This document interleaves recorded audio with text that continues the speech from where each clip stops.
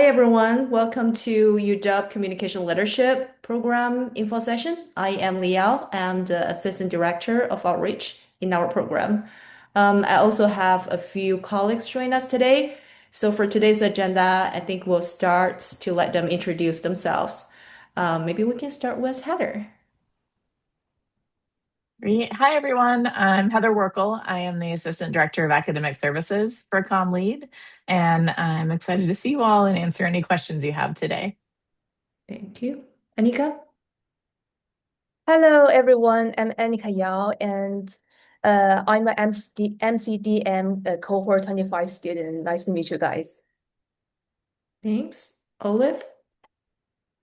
Hi, I'm Olive Garrett. I am an MCCL track student from cohort 2024. Thank you. Mitri? Hello everyone, I am Maitri. I am a part of the MCDM cohort 25 track. It's nice to be here. Yeah, nice to have you here. So for today's agenda, Anika, if you can move to the next slide. So in today's session, first we'll invite our student ambassador to talk about their experience at ComLead, and then we'll go over our program specifics. And in the last, we'll leave some time for you to ask your questions, and we'll move into our Q&A session. So let's start by have a conversation with our student ambassadors first. So the first question for you three, Olive, Metri, and Anika, could you please tell us a little bit more about yourself, your backgrounds before you joined ComLead, and what did you do? And maybe we can start with Olive. Yeah, so before Comm Lead, I worked in a senior level position at a state agency in Oklahoma, so the Department of Mental Health and Substance Abuse Services. And there I worked on our conference and events team doing sponsorships and exhibitors mostly. Yeah. Cool. Metri? Yeah. Hi everyone, I'm Maitri and I'm from Mumbai, India. As I told you, I'm in the digital marketing track focusing on UI, UX, and advanced marketing.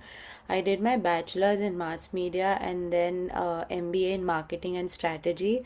I also have work experience which spans filmmaking, content strategy, product management, and student leadership administration. Cool. Anika, your turn.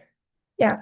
In my undergrad, I was studying in Hong Kong as a marketing and communication student. And I once had quite a lot related marketing, branding, and social media internships and part-time jobs. Uh, I'm like mainly work in the field of marketing. Cool. So I think to move it for the next question, we might be curious about like why did you choose Come Late program? How does our program support your career path or help you achieve your career goal? Maybe this time we can start with Metri. Yeah, thank you. So, as I told you, this is my second master's, and it's very usual in India to have multiple masters. But what particularly drew me to ComLead is the kind of practical exposure it offers. You have a lot of portfolio projects that you work on, and in my experience, in these 2 quarters, you first work on an independent portfolio project and then a group. So every course you get a two portfolio projects almost always, and that has been an amazing value adding thing to my resume and whenever I reach out to recruiters. And Comlead also has this consultancy program that helps you connect with real world clients. Since my experience is mainly in India, I'm not very familiar with the American working culture. What Comlead does is to help you get acquainted with the American work culture so that you're better able to pitch yourselves in communication related fields in the corporate culture. So I think the balance that Comlead strikes between providing education and exposure, but at the same time a heavy focus on practical skills and real world corporate experience is something that is a major highlight for. Cool. Thanks, Metri, for sharing. Olive, how about yourself? Yeah, for me, I knew I wanted to be in Seattle and at UW, so I started exploring master's programs that way. And communication leadership really stood out to me because of their values. So, specifically, the compassionate leadership, the ethical innovation, and the service to communities. So, that felt very aligned with the impact that I wanted to make and like mission driven work. And I just felt like this program would give me like the strategic tools to do that. And so, supporting my career path, I originally wanted to come to Seattle to get a job that would pay for me to go back to school. But all the roles that I was really excited about either required years of experience that I realistically just couldn't have yet, or they required a master's degree. So I realized, if I want to go back to school, I might as well just go. And I think it really set me up for success coming to a new city with such a great network as the UW provides. And so yeah, it really helped me in that way and also is giving me a lot of very like critical thinking skills around like accessibility and ethics and those kind of things, which are very important conversations in the mission driven work that I want to do. So, yeah, that's, I would say, how it's helping my career goals. Super, super. Anika, how's your experience as an international student? Yeah, so among the offers I received for my master programs, I also received offers from the East Coast, but I ended up like choose Comm Lead, also UW. So I feel like UW and Comm Lead both has a lot of resources for international students to explore. Like we have the resources, we have the opportunities for the job-related workshops and also paid or volunteer roles for you to build on your resume. Like these very helpful resources to help, like if you want to seek a job in the US as an international student. And also, I feel Comm Lead is a really supportive, inclusive, diverse community and have a very strong networking. And we are like also alumni there. They can also feel the warmth of this program and they're willing to come back to share and to share about their personal experience in the social hour. So I can feel it's a very warm community. And also for now, as I mentioned, in my undergrad, I was a marketing student. So and I've already have a lot of related experiences, but I always want to explore more about like my potentials and any other possibilities in other field I want to do. So for now, like I'm taking advanced video storytelling course, and I'm now making mini documentaries for local Seattle brands. So I feel Comedy can provide all of these opportunities for you to explore your potential. That is awesome. So the next question, Anika, I will continue to start from you. Thinks our second round deadline is coming up on April 1st. So could you please share one or two application tips with our prospective students? Sure. So I would say the most impressive part for me is the video statement. So I really want to recommend you to well prepare for it and be yourself and be sure to tell your unique personal stories. And the second one I would say is a recommendation letter. So always make it as early as possible to send an email to your recommender and also send a reminder email to ask them to kindly help you to submit the recommendation letter on time. That's very, very important and very helpful. Yeah, thank you, Anika. Olaf, what is your tips? Yeah. I feel like this is a really common one, but like 400 to 600 words is not a lot. So I think like in your personal statement, just really trimming it down to the most important and like compelling pieces. And then I feel like since everyone says that, I can just tell you how maybe I structured mine. So when I applied, I kind of did it I had this question about like communication and how people interact in those dynamics. And so I talked about my question and how Comm Lead in specific like classes and instructors could help me answer this question. And once I've like explored and pursued that, on the other side, I would be like a more compassionate leader and it would, help me in my career. And so that's kind of what I did for my personal statement. Thank you. Michi. Yeah. So I put a lot of thought into my SOP and the video. I would suggest that you learn more about the core values and opportunities of the program. You can leverage the website for this and the information session that we are currently having, and try to connect them with your career aspirations and how you see yourself leveraging Comm Lead to move ahead in your career. You can also talk about how your academic and professional background and international exposure bring a diverse perspective to the Comm Lead cohort. Include your exposure to an opinion regarding recent innovations, especially AI literacy, and how you see yourself adapting to the changes and using the technology to your advantage while maintaining your personal touch. Another amazing thing about Comlead is that they're always trying to be with the trend. Like they try to work with professors to come out with new courses that help students be relevant in the job market. So you can use the classes section on the website to see what new course offering, and then express your interest in SOP, relate Comlead to your career journey. That is how it'll be, you know. Yeah, thank you, Meshi. You mute yourself pretty quick. But I think, yeah, we can, if you have more questions for prospective students, feel free to write down your questions in the chat box, and our student ambassador can come back to answer your questions during the Q&A. And I think now I will turn it back to Heather and to talk more about our program specifics that you need to know before you start your application. Heather. Great. Thanks, Liao.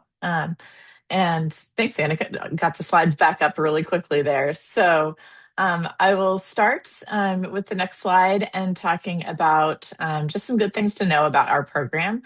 One is that all three of our degrees, so the MCCN, MCDM, and MCCL, all three tracks, are classified as STEM degrees. So if you're an international student, that means right now that all three degrees qualify for that 3-year OPT STEM extension after you graduate. So that's a great benefit for our students. We're also a fee-based program, and this means that all students pay the same tuition. We don't have different rates for residents or non-residents. And so that can make it a lot more affordable than other programs that might charge different rates if you're not a Washington resident. Our full-time students starting the program with cohort 26 this fall will typically graduate in 5 quarters for the MCDM or MCCN. So that means that you would be finishing in autumn 27 or winter 28. And then for the MCCL, that's our longer degree. So cohort 26 students in that degree would graduate in spring 2028. So just to give you an idea of the timeline for the program. We have a little overview here of those 3 different degrees. We have our 245 credit degrees, MCCN and MCDM, and then our longer degree, the MCCL, which is 60 credits with the different focuses there. So on the next slide, move to that. Our student population, back one. Our student population is the majority of full-time students. So they are going to school full-time, which is about 10 credits or 2 classes per quarter, and sometimes working on campus, working part-time or not working. And then we have about a third of students who are working full-time. They are attending part-time, which is typically 1 class or 5 credits per quarter. So the program is really set up to cater to both groups. So you have your weekdays free. The classes are all in the evening and on weekends. So that's definitely a benefit for our full-time professionals who are working and going to school, but also for full-time students that keeps your weekdays free in order to do internships and have those professional experiences while you're in the program. There are a lot of student part-time jobs available both in the department and on campus in general. You might imagine that there's a lot of demand for marketing and communications work across the entire university. So we have students working not just in Comm Lead, but in a lot of other departments on campus, helping out with that kind of work. And then we also have our Comm Lead consultancy, which offers short-term project positions, typically 1 quarter long. And there's usually, about 8 to 12 of those positions per quarter that come up. They tend to be very minimal time commitments, so maybe 5 to 7 hours a week. But it gives students the opportunity to work on a project with, a nonprofit or not-for-profit organization, apply what you're learning in classes, and usually get paid for that as well. Although we do have some volunteer positions available for students who want to do that. Our program, all 3 degrees, are also eligible for federal financial aid. So that is a way that a lot of students are paying for the program. And then for veterans and their dependents, we are GI Bill benefits eligible as well. And finally, if you've decided you want to apply to the program, on our next slide, we have information about admissions. So as Leah mentioned, our upcoming deadline is April 1st for our round 2 of autumn 2026 admissions. This is our last deadline for international students. So if you are applying and would be attending on an F1 or J1 visa, this is your last chance to apply for this autumn by April 1st. We don't review applications until after that deadline, though, so there's no advantage to submitting early. Take as much time as you need to work on your application, work on your statements, all of that. The one thing I will mention is be sure to designate your recommenders and order any English test scores that may be needed at least 2 weeks before that deadline. So by March 16th, because test scores typically take 2 to 3 weeks to arrive. They're definitely not instant. It takes quite a long time for those to arrive and get matched. And then recommenders also need some time to submit that recommendation. So be sure to designate them early. And then our decisions for this round will be communicated by May 8th. And so you'll get your decision by then, whether you've been admitted, denied, or waitlisted. And just a note here that we've added about financial aid. If you are applying for federal financial aid to attend, UW's priority filing deadline for the FAFSA, which is the national application for financial aid, is February 28th. So that's coming up on this Saturday. And those are your tips for admission. I will pass it back to Lee out for our Q&A session. Thank you so much, Heather. I hope that we have addressed some of questions or at least some concerns. I see that we start have 2 questions in our chat. And just a quick announcement before we move into the Q&A. I want to mention that we have a couple of upcoming in-person and online Comm Lead events, and would love to invite you to join us, no matter if you're in Seattle or in other states. So I'm going to share those 2 events in our chat. One is Comm Lead March 1st, Friday. And this is going to be in person at UW campus on March the 6th. You will join us for a conversation with the national bestseller author. Her name is Richika. You will get a chance to meet our students, faculty, staff, and also free dinner is provided. And another event is our Connect 2026, and this is an online event and free and open to everyone on March 4th. And this free learning event will explore how we reimagine work with intentional AI use. And I've already shared the RSVP link in the chat, so you can, go ahead to click the link and RSVP, depending on whether you're in Seattle or in other places. Now, I think we can go over with the questions based on the order. Yes, Anika, feel free to stop screen sharing. Yeah, I think we're good now. So Kushi is asking a question about visa. Probably that could be a question for Heather. Visa process currently take too much time. Yes, any way we can get results sooner? Yeah, so we do have multiple admission rounds. So our priority round deadline was January 30th. And that is typically when students will apply who are, say, from a country where it does take longer to get a visa, will apply by that January 30th deadline, because decisions for that round will go out in the middle of March. So that gives you the longest time. Our second round, it's already an incredibly quick turnaround. It's about 4 weeks from when we get the applications in to when the decisions go out. And that's just not possible to do that any quicker with the number of applications we get. And one thing I think a lot of students don't understand about the application process is that we're not looking at each individual application and in that moment saying, yes, they're admitted, no, they're not. It's a pool process. So we have to review all of the applications before any decisions are made, and we choose the top applicants from that pool. So it all depends on, everyone else applying in that round. So that's why we can't have any early decisions. We have to review everything before we make any decisions on who's admitted. And you can find the timelines for all of our rounds. I'm going to put that link in the chat here. On our how to apply page, it has all of our application deadlines and then the notification dates for that deadline.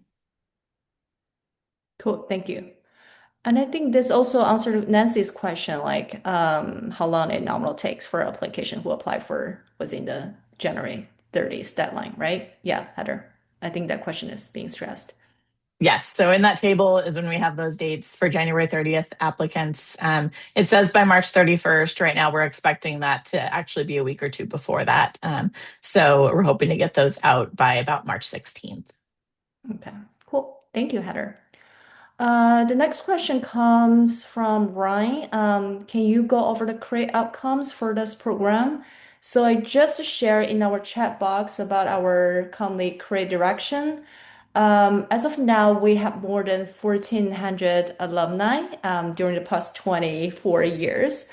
And if you scroll down the screen and you can see what kind of industry they're working for, like about 37% of them work in marketing, PR, and advertisement, and about 70% works in US content strategy, and 13% works for organizational communication, 30% work for PM, product management or program management. And some recent alumni information, we see a good number of our students go into TikTok. They start their internship there, and then they end up working as a full-time employee. Many of them, more of them, work in the marketing field, PM field. And also for students who are in MCCN or MCCL, and we see a good number of them work for nonprofit organization. Very different career direction based on their interest. Yeah. And I don't know, Anika, Matri, or Olaf, if you have any other insights or inputs, like based on what you know from your cohort or from early cohort. I don't know that I have really anything to add there. Yeah. Sure, no problem. Maybe you can help us answer the next question from Valeria. How manageable is the workload for students who also want to work part-time work? Because I know, like Anika, like you work for Comm Lead for about 10 to 15 hours as a student assistant. And I think Matri, you have an on-campus job as well. So maybe you can share more about your experience. Uh, I can share first. So, we have we're recommended to take 2 courses a quarter. It seems not a lot, but actually I think the workload is just just the right workload to work on, because we are not only have the class time, and outside of the class you will have your individual projects or group projects to work on. So you may need to arrange quite a lot of time to meet with your group mates or work on those projects. So it's all going to be time consuming, like outside of the class. And as I'm also as a recruitment and outreach coordinator for Comm Lead. So every week I will have use my spare time. It's 10 to 15 hours a week to work on my job. And I feel it's also a manageable workload for me, because our classes are either on weekends or at nighttime from 6 to 9:50. So you have many spare time in the daytime, so you can be very flexible to arrange your time to work on your part-time or do whatever to build on your resume and to seek a job. Yeah, and to add to Anika's point, so as international students, you are required to take 10 credits per quarter, and your working hour limits is, I think, 19.5 hours per week. So I work as the vice president for administration for the UW student government here, and it consumes my entire working hour limit that I have.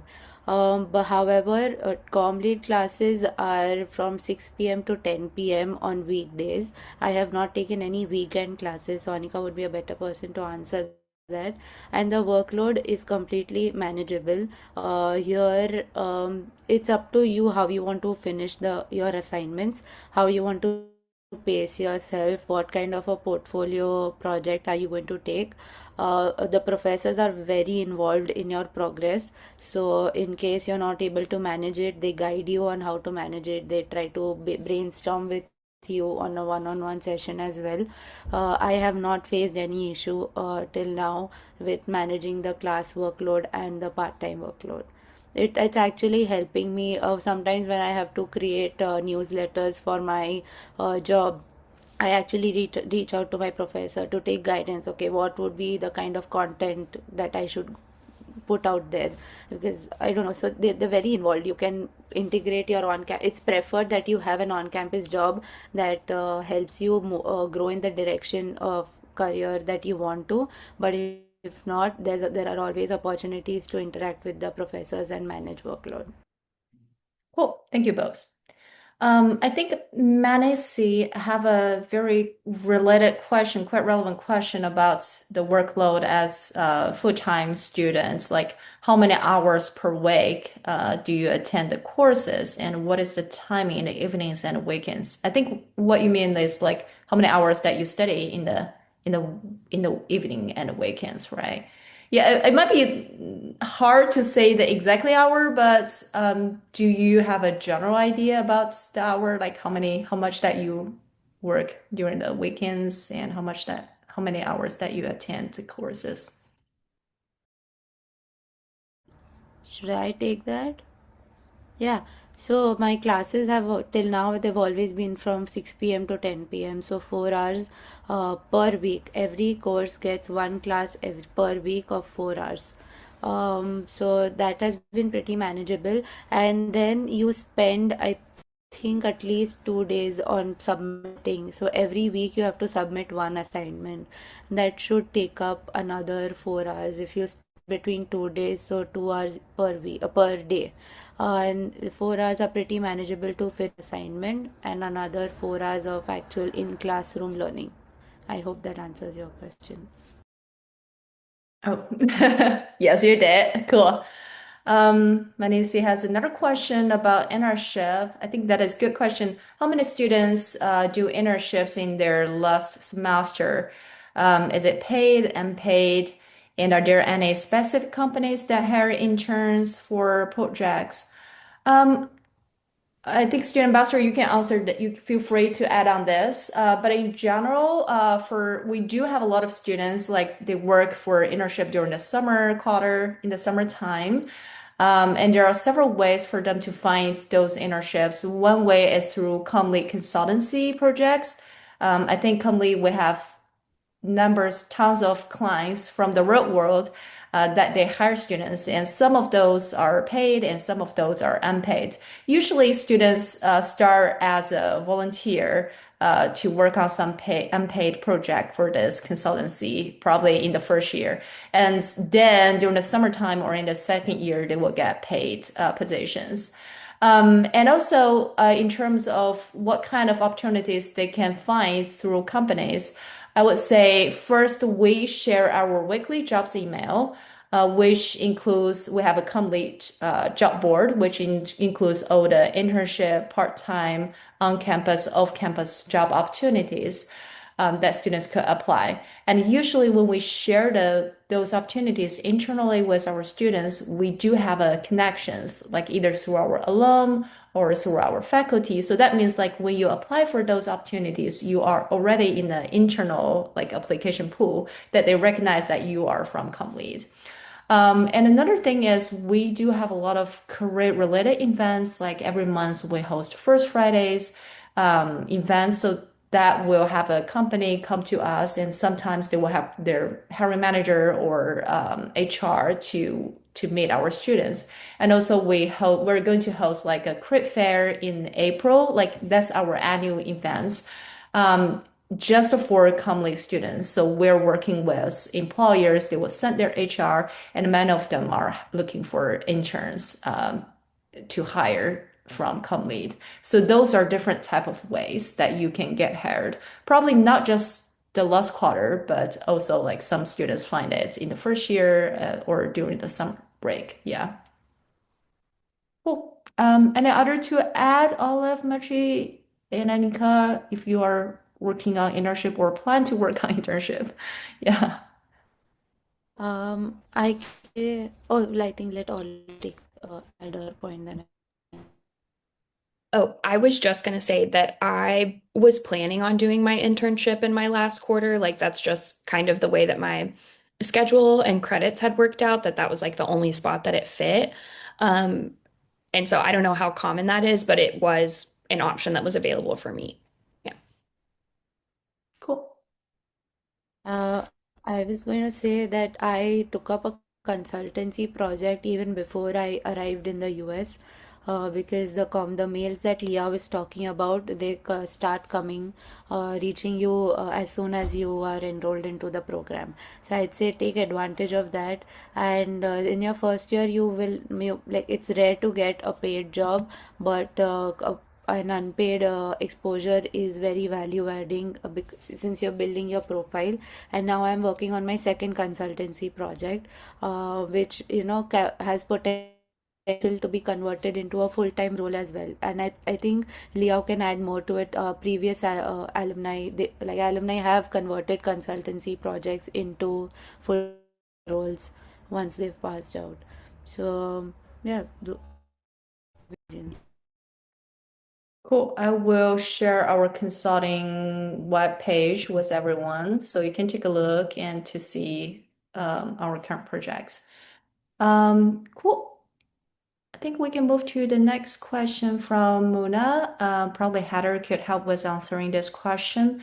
Are there any scholarships you would recommend apply to or suggest?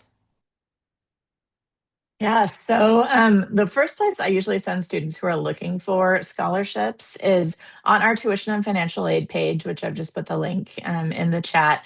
There is information at the top about our current tuition and fee rates. But if you scroll past that, there's various resources available to students. And the second one mentioned there is the Graduate Funding Information Service. This is a fantastic resource that the Information School at UW created, and it's designed, there's a blog and there's also one-on-one appointments available for graduate students to find funding options for their schooling. So they pull together scholarships, fellowships, on-campus jobs, various things you can apply to help pay for grad school. So that's usually a great place to start kind of that search, and meet with the GFIS staff member who can help you, or also just looking at their blog and their videos about how to find funding for grad school. Cool. Thank you, Heather. Next question comes from Molly. Though the MCCL is designed for early career professionals, would the mid-career professionals find value in that check? Can someone speak to the practical differences between MCCL and MCCN checks? I think it's continued to be a Heather question.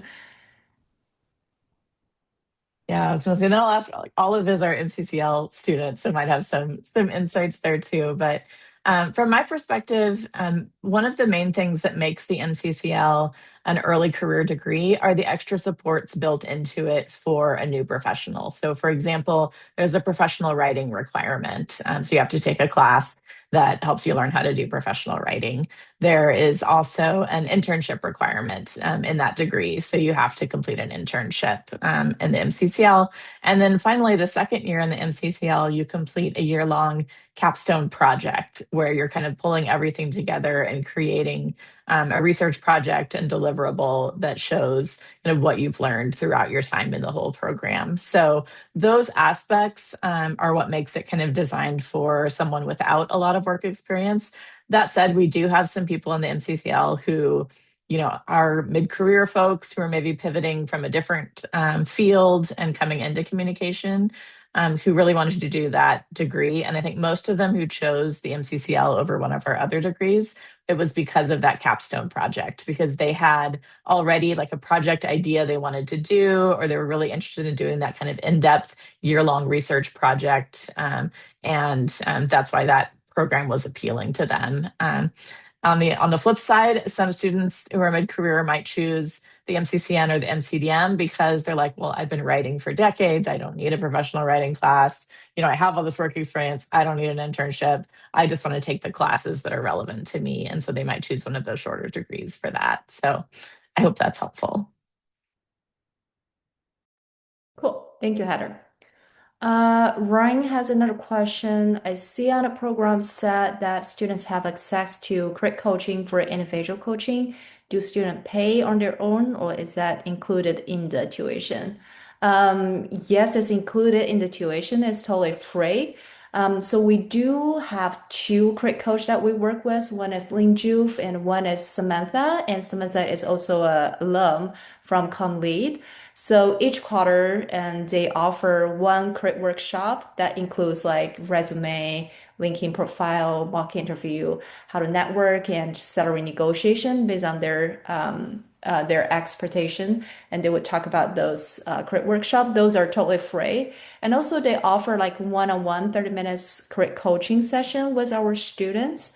And you can have one free one-on-one credit coaching with each of them every quarter. So that means like the next quarter you will be eligible to sign up for another one. And in addition to those two credit coaches, we also hire our alumni mentors. Like sometimes, like for example, like this quarter, we hire our international alum Tong Tong and to give students free one-on-one working session, a one-on-one coaching session because she has tons of experience working Amazon, TikTok, and SAP. So she understands our students, especially international students, pretty good. And we also like provide alumni network session. Like we recruit maybe 10 or 20 alumni who are willing to share their experience with Comm Lead students, and those are free as well. In addition to that, we also have an alumni mentor program where our students could join the program and you will be matched with one mentor and based on your interest and career path, and you will get a chance to meet with them like at least once a quarter in person or online, and those are free as well. Yeah, so I think we only offer like everything is free in our program, basically. Yeah, I can say that. Any other student ambassador would love to share your career coaching experience or workshop experience if you did that with Samantha or Lynn? Yeah, I can talk a little bit about it. So this has been like one of the most helpful things in the program for me, just because I kind of came in like knowing that I wasn't super enjoying what I was doing, but not really having like a strong idea of where I wanted to go. I just knew I loved school and the values of this program. And so the career, like I meet with them literally every single quarter. And they've just been so helpful in like helping me grow my network or like thinking about different ways of exploring career paths that I hadn't thought about before. So yeah, I love the career coaching aspect of it. Cool. Absolutely, and Oh, I would second Olive's point. I have contacted Samantha, and it has been very helpful, and especially to understand what the U.S. market would demand in a resume, or how do they look at candidates' profiles. Secondly, the alumni mentors that she talked about, it's very easy to reach out to them, get their guidance anytime, and specific guidance as well. So it's like a very coordinated mentorship program that they have internally. Everyone's very accountable about their responsibilities, and pretty holistic. thank Uh, you. I can add one. So last quarter, at the beginning of last quarter, when I just joined Comm Lead, I had a talk with Ling, and she was really helpful on like advices on my resume, and she also shared with me the resume guide through email. And one thing I always remember is like after our Zoom meeting, and she told me that she really wants me to share to more cohort classmates that like she can provide this one-on-one session to help more students. So, but she's worried that not too many people know about this resource. So she wants me to share with more classmates. So I think it's always helpful and to seek for these advices. Cool. Thank you, Anika. Yeah, our career coach are very encouraging, always like ready to be here to serve our student community. Um, and the next question is kind of like a follow-up question with our consultancy project. So probably Mechi could help with answering that. So Manasi is asking like if I have never done consultancy projects before. Actually, a lot of our students have never done that before. Does that put me at a disadvantage or for unpaid roles or future career prospects, Mitri? Yeah, I absolutely not. So you just submit your profile. There is a community manager who helps you get acquainted with what is expected out of your role as a consultant. And then they have multiple meetings. So there's a first setup meeting that you happens with Comm Lead consultancy, the client, and you as a student. All expectations are set in on paper. The schedule is confirmed. Then there are weekly meetings scheduled, weekly check-ins with the client scheduled. In case the client is not responding on time because of their tight deadlines, you can always reach out to the consultancy. I have done that, but not having work experience as a consultant is definitely not a disadvantage. And as Leo said, many of us don't have that experience, but that is what the program is for, so that you build that experience and get into the US job. Yeah, I just want to add on that for consultancy, we have a student team. Three of them work together to support our consultancy project, and they will host like consultancy workshops every month to guide you step by step about what kind of consultancy roles, what does consultancy mean, like how can you be successful in the consultancy position. So you will get there once you get into Comm Lead. Okay. So next question comes from Kushi. Could you please share could you please explain how the selection process works and how many students are typically there in one class? Heather can certainly answer that question. Yeah, that's a great question. So, as far as how many students are in a class, most of our classes are capped at 20 students.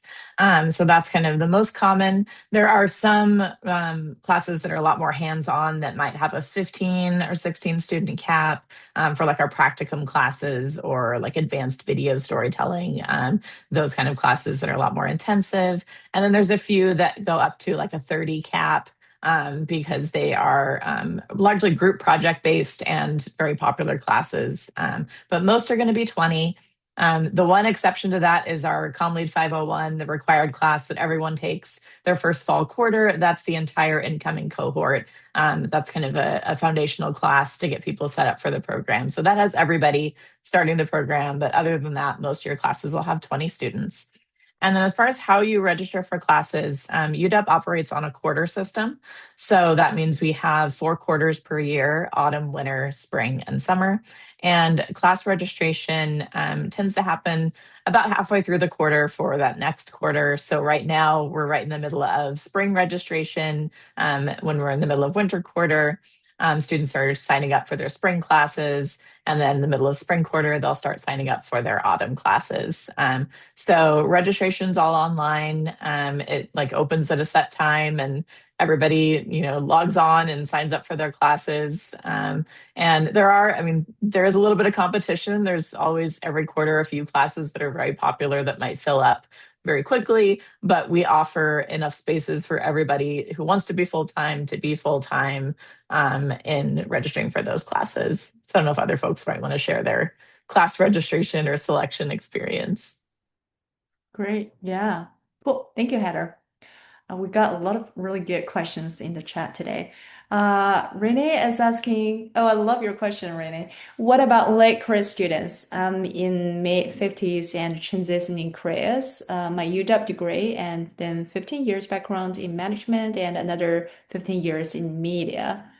We do have a number of, Heather, you can correct me if I'm wrong, but I think we do have a number of students from the cohort there in their 40s and in 50, and it's not uncommon for them to join Comm Lead in that age, right, Heather? Yeah, absolutely. I was just going to check our demographics for this year. And I think we have Yeah, at least 9% of students and the current population, it's been more than 10 years since their bachelor's degree. So we definitely have, we call everyone either early career or mid career because we don't want to age anyone, but you can identify yourself as late career. Um, that is definitely acceptable as well. But yeah, we've had students making that transition. And I think having that broad range of students in the classroom from fresh out of undergrad to, 20 plus years industry experience really adds to the class discussions and everyone bringing in their perspectives and experiences. We also have students from, I think, 19 different countries in our program. So bringing in international perspectives as well on, this is what marketing looked like in my country or in the, how things are different in a different global environment. So yeah, I think that only adds to the experience in the program and getting to share, your wisdom from your different backgrounds with other students as well. Cool. Thank you, Heather. Okay, last question that I see from the chat. Will MCDM subjects also help someone build their own personal brand through video storytelling online, like YouTube? I feel like probably Anika could share a little bit more about your class taking with Jacob about the video storytelling, right? Yeah.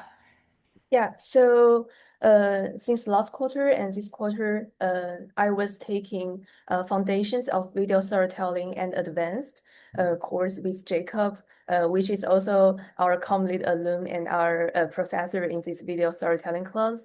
Yeah, he's a very experienced content creator, video creator, and he has his own YouTube channel.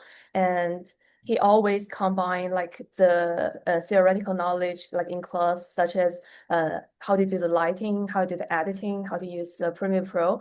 This theoretical knowledge combined with his very up-to-date work experience to share with us.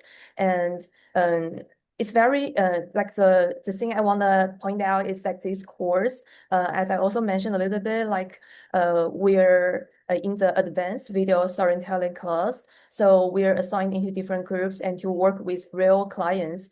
So, and our team is working with is a Seattle local brand, which is a food manufacturing Italian brand. So we had 2 filming days with the chef and also in the factory.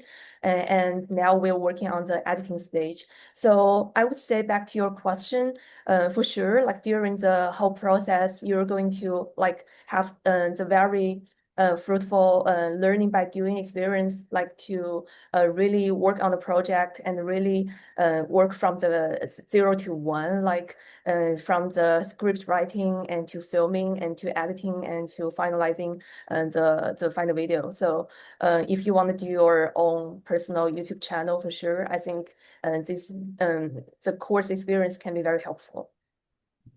Cool. Thank you so much, Anika. Yeah, I think we answered your question. And the next question from Kushi, are there any subjects or classes you love and would consider a must take? I think Anika just shared one class. And for Olive and Maitri, do you have any other classes you feel like really good and it's a must take? Yeah. So the Foundations of Video Storytelling class with Jacob Christensen is amazing. He'll be the first to tell you that it's really, really hard and intensive, but very fun. You learn a lot. Also, another class I would recommend is storytelling for mission-driven organizations with Jordan Melograna, I think is his last name. Um, I learned so much from that class, like gave me a lot of like new opinions I had never heard, a lot of ethical debates and dilemmas. So I thought that was really fun. And I'm like, I took that a year ago and I'm still referencing notes in my internship right now. So it's amazing class. My answer would be a bit more UI UX focused. So I would say User Research and Strategy by Jason Levine. It gets filled up very fast. Like Heather said, you won't know, and in seconds it's gone. So I would highly recommend that. But this year they also came up with a new course. It's called Market Research Approaches in the Age of AI.